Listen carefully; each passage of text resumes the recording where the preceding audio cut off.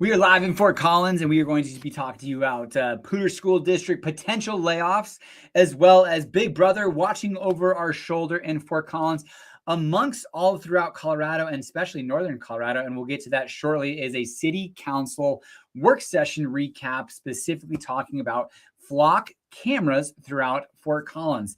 Now, I had heard about this through, I think, 9 News and some information there. Now, if you guys have any specific questions, ask throughout the video. We will be about 15 minutes or so talking about things that are happening in Fort Collins City Council work session and things to do throughout the week, including Great Plates in Fort Collins from March 1st to March 14th. So exciting things happening. And again, if you're watching this on rerun, comment below and I will be sure to respond to you. This evening at 7 o'clock Mountain Standard Time, we are going to do a monthly market update, our monthly market update, 7 p.m., talking about Northern Colorado. Really excited to go deep on that. But jumping right into it, talked about Poudre School District layoffs. Again, we are pretty much guaranteed an $8 million shortfall just due to declining enrollment. That's happening throughout the state's public schools. Now, there is something a little bit interesting that's not a part of this article, but they're talking about how bringing charter schools back within the kind of the purview of Poudre School District, oversight. So that's something that's to be discussed, but there could be an additional $9 million through state funding that could also be lost, equating to about a $17 million shortfall moving into the next year. Now, the Poudre School District is required to give teachers information, especially those I think that have been working there for 3 or more years, by June 1st of this year. And they're hoping there's going to be some retirements, relocations, things of that nature, so they don't have to do too much laying off. But when about 85%, I believe it is, 85% of a $440 million budget is personnel salaries, there's going to have to be some changes there to accommodate that shortfall. Now, what's wild to think about, and I'm having a hard time really trying to figure this out, because we passed a mill levy, I think about 2 years ago, and it raised a significant amount of funds for the Poudre School District to kind of offset some of these challenges. Now, I think there's a lot of different things that are happening here. We're going to have a shortfall next year, but also we are going to start to see some school consolidations happening sooner than later. And by May of this year, they're going to have the criteria that they're going to determine what schools are going to be shut down. There's just declining enrollment throughout Fort Collins in specific areas.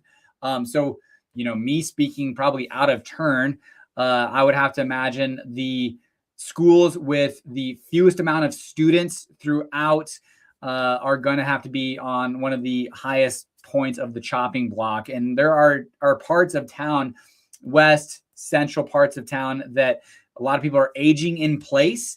And so not enough new families or new development around the area are seeing students go to those schools. Whereas on the east side of Fort Collins, southeast side of Fort Collins, Timnath, Windsor, where a lot of young families are moving to and relocating to because of new development, you're seeing Timnath Middle High School, like they might have to just become a high school because of the enrollment caps that they've seen. So a lot of things that are changing, but they've got to make these really difficult decisions to make sure that we still are able to offer world-class services to our students, arts, music, PE, all of those different things, rather than shrinking what is being offered. So lots of tough decisions for Poudre School District coming up.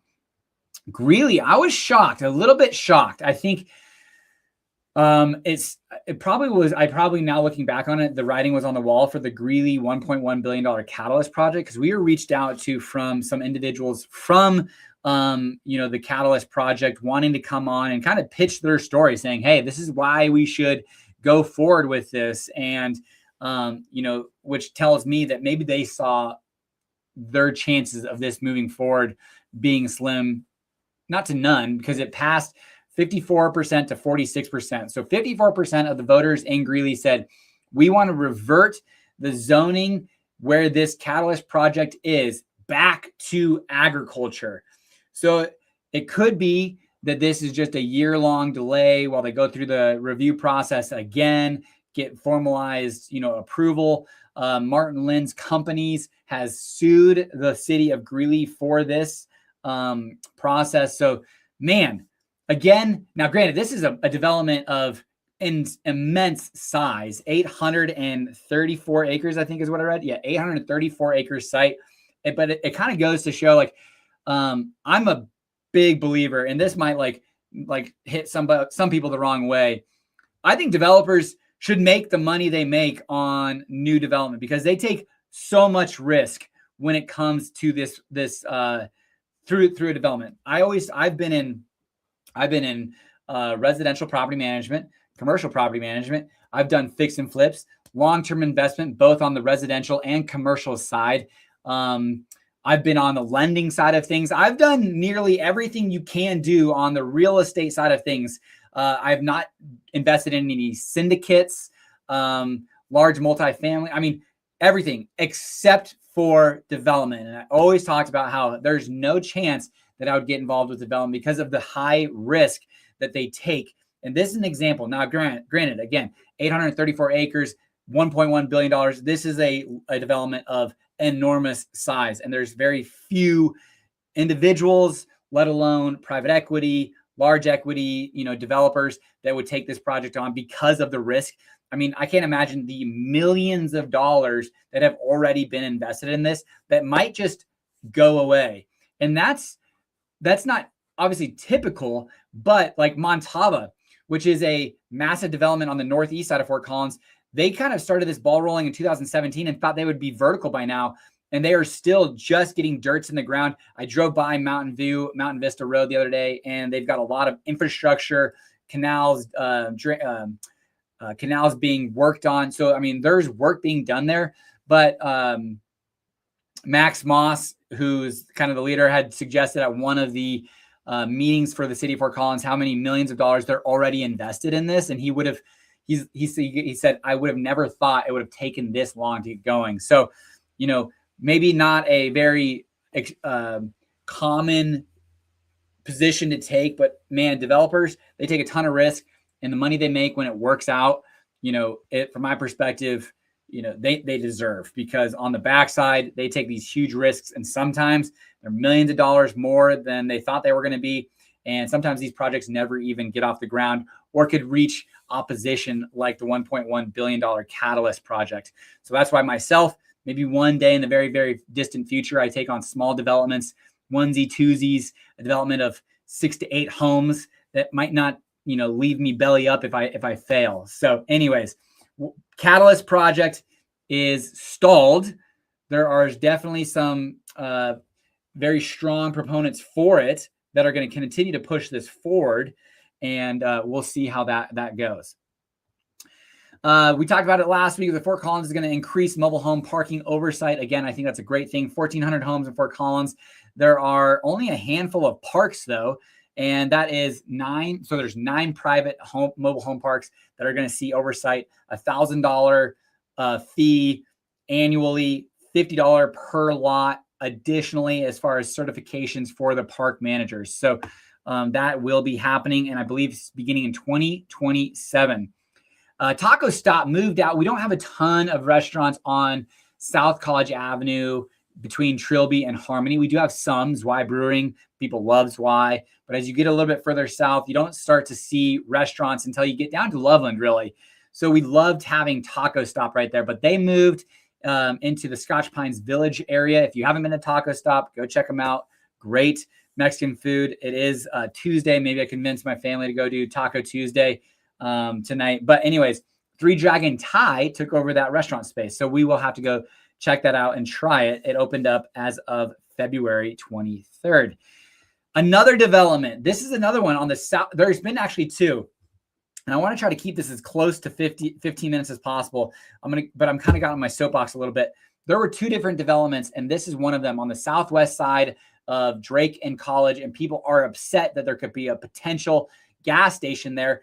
But from my understanding, there were some huge plans for this site, but they got shot down because the Sherwin-Williams paint building is a historically protected building.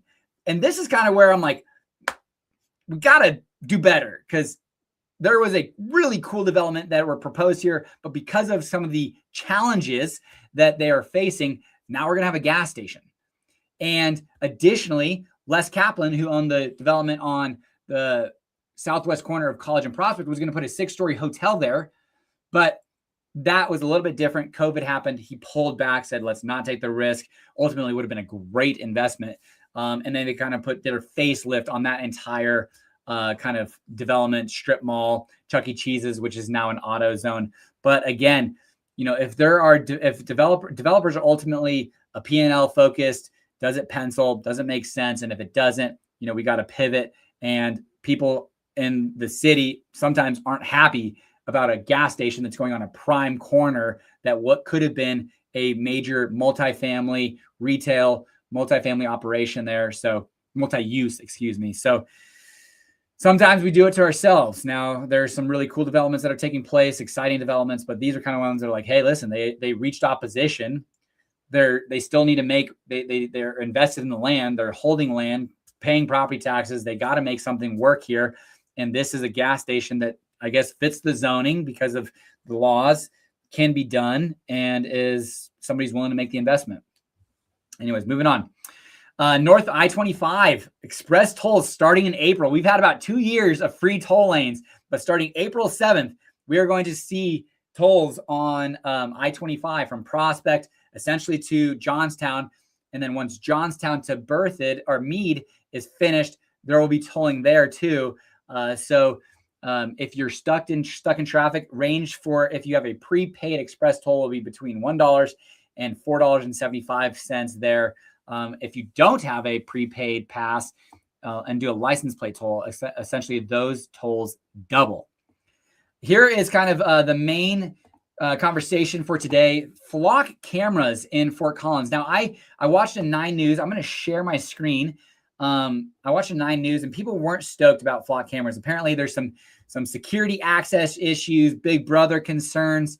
And the city of Fort Collins did a work session talking about, hey, we've been using these since 2025, I believe it was, or maybe fall of 2024. But essentially for 1 year, they've been in place. There's 15 cameras throughout Fort Collins. 14 of them are fixed. So on my screen that I'm showing, these little green dots are where all of the fixed cameras are. And the idea here is they're on kind of the outskirts of town, because what they're trying to do, and there is kind of a mesh network of sorts between communities like Windsor, I think Loveland, Denver, that all use Flock. And essentially the way that the police chief was talking about is like, this is a tap on the shoulder saying, hey, we are looking for a red vehicle, license plate number 123 XYZ. Hey, it got pinged on, Mulberry as it was going out of I-25 onto I-25, hopefully helping people with like stolen vehicles, properties, crimes, things of that nature. But like the city of Denver apparently is changing the system they use from Flock to somewhere else. I didn't do any background research, but Flock has had somewhat of a PR nightmare. Some of the ways that they've responded to inquiries, things of that nature. I don't know.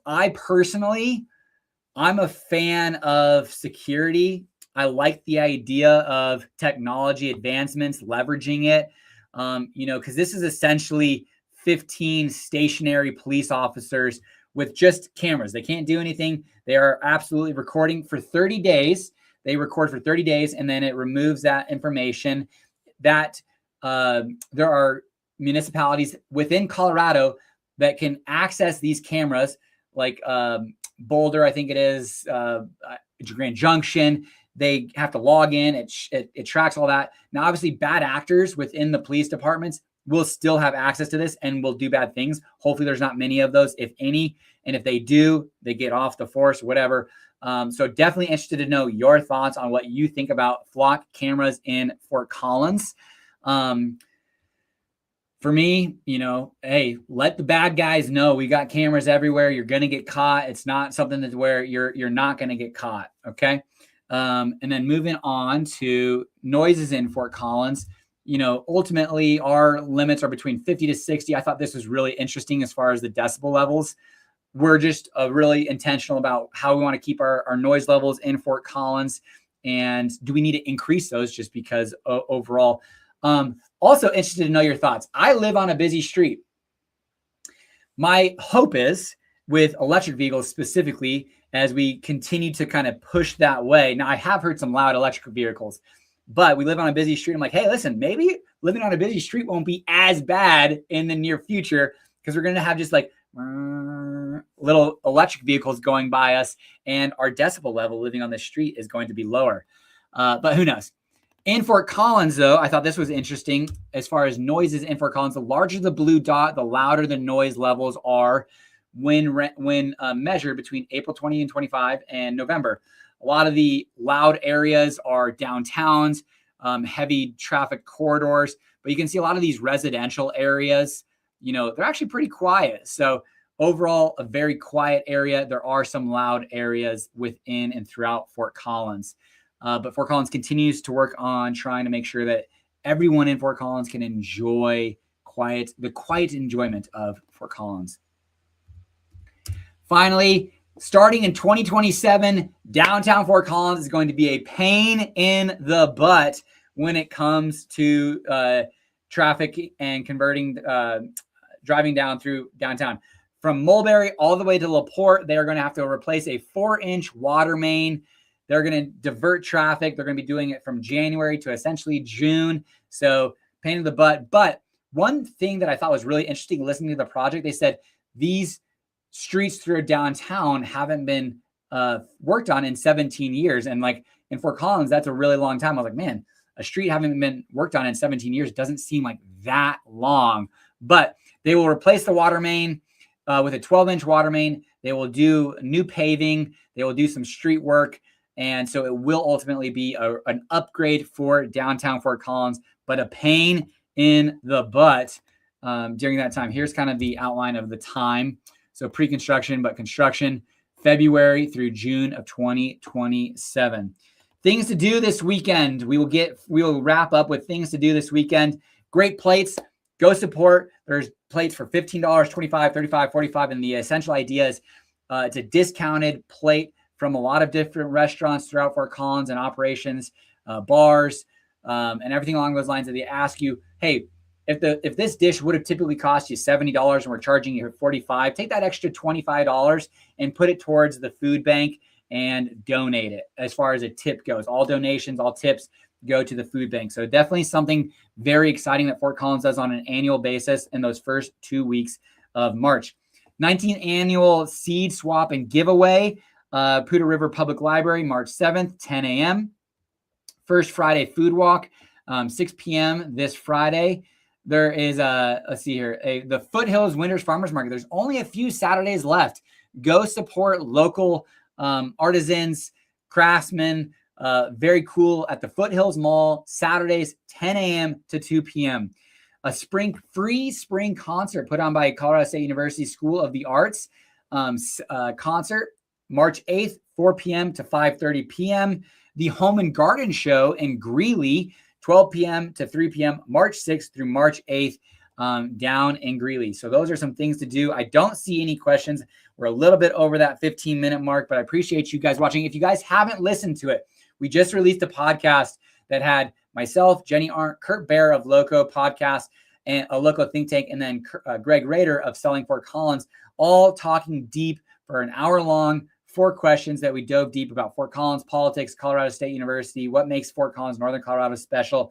Go watch that. Otherwise, I appreciate you guys watching. Have a great day, and we'll see you tonight, 7 o'clock Mountain Standard Time, discussing the real estate market.